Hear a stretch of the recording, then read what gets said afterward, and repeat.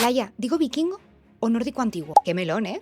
Como ya sabéis, vikingo se hace, no se nace, porque en sí mismo lo vikingo no era un pueblo o una identidad étnica homogénea, sino que era una actividad muy concreta, la del saqueo. Pero hoy en día utilizamos el término vikingo en un sentido muchísimo más amplio que el que tendría en realidad si nos ajustásemos a su definición original. Hablamos de sociedad vikinga, de cultura vikinga, de arte vikingo, de lengua vikinga. Pero es que si nos salimos del terreno más académico y nos vamos también a lo más popular, también hablamos de joyería vikinga, de ropa vikinga, de música vikinga, de tatuajes vikingos. Y esto es porque el término vikingo, tal y como lo conocemos hoy en día, es una palabra que no aparece hasta el siglo XVIII-XIX. Y lo vikingo es en buena medida un constructo histórico muy amplio y en constante desarrollo, tanto a nivel académico, con estudios que cada vez nos perfilan mejor lo que sabemos sobre ello, como a nivel popular, a medida que llega al gran público y este lo hace suyo y lo moldea según sus propósitos. Ahora bien, ¿decir vikingos o vikingas para hablar de las gentes de este periodo es incorrecto? Mi respuesta es que no, y ahora os explico por qué. Porque hablar de vikingos y de era vikinga nos permite acotar perfectamente un periodo muy concreto de la prehistoria de Escandinavia en el que una serie de personas, los vikingos y las vikingas,